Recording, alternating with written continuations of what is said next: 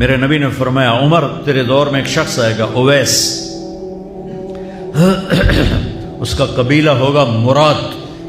آگے سب کاسٹ ہوگی قرن، اویس بن عامر، اسے دعا کروانا، وہ کالے رنگ کا ہوگا، چھوٹے قد کا ہوگا، اور اس سے دعا کروانا، دعا تو بھی کروانا، علی تو بھی کروانا، علی اور عمر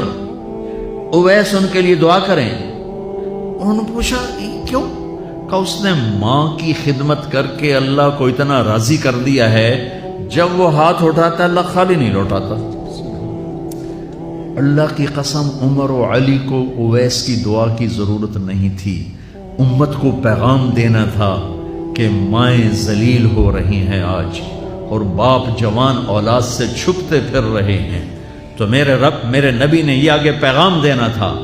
کہ نبی ہو کر رسول ہو کر کہہ رہے ہیں کاش ماں ہوتی تو میں اس کے لیے نماز توڑ دیتا۔ آپ کو 8 عورتوں نے دودھ پلایا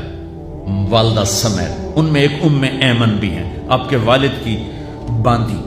تو گھر میں تشریف فرما تھے، ایمن بیٹھی تھی حضرت عائشہ، تو ایمن کہنے لگی یا رسول اللہ پانی تو پلا دیں، تو اللہ کا نبی ایک دم اٹھے، تو حضرت عائشہ ناراض ہو گئی، ایمن اللہ کا رسول کو کہتی پانی پلا، تو اور کیوں نہ کہوں میرا بیٹا ہے، میں نے دودھ پلایا ہے۔ تو حضرت میرے نبی نے کہا ہاں عائشہ یہ میری ماں ہے، اس کا میں نے دودھ پیا ہے۔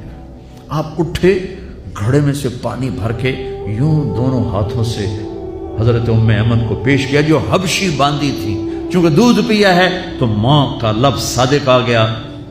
تو بجائے اس کے کہ برا مناتے، آپ خادم بن کے اپنی ماں کو دودھ پلانے والی ماں کو آپ نے، حضرت حلیمہ سعدیہ تشریف لائیں، آپ نے اپنی چادر بچھا کر اس کے اوپر بٹھایا۔ ہمیں پیغام دینا تھا، آنے والے زمانوں میں یہ ہونا تھا۔ سبحان اللہ۔ امام ابو حنیفہ کا نام تو سب کو معلوم ہے نا، ایک اور عالم بتاتا ہوں، عبد الرحمن بن ابی لیلہ، ان میں علمی کھٹ پٹ تھی بہت زیادہ، آپس میں بنتی نہیں تھی،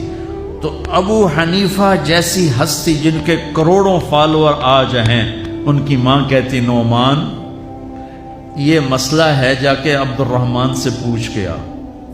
زندگی میں ایک دفعہ نہیں کہا ماں جی میں اس کو بڑا عالم ہے میرے کو پوچھ لو، کہا اچھا ماں جی، اپنی چادر اٹھاتے اور پہنچ جاتے، دروازے پہ دستک دے کے بھائی مجھے میری اماں نے بھیجا ہے، آپ اس پہ فتویٰ، حالانکہ ان کی اپنی رائے اس کے خلاف ہوتی تھی، لیکن ماں کے احترام میں جا کر ان سے مسئلہ پوچھتے جن سے روزانہ مناظرہ ہوتا تھا، روزانہ کھٹ پٹ ہوتی تھی علمی، ماں نے کہہ دیا جا کر ان سے پوچھ کے آتے تھے، اپنی اتنی بڑی علمی قدر و منزلت کو ایک طرف رکھ دیتے تھے، نہیں میری ماں نے مجھے کہا ہے۔ تو آپ سب نوجوان ہو، ماں باپ زندہ ہیں تو ان کی دعا لو، آہ نہ لو، دعا لو۔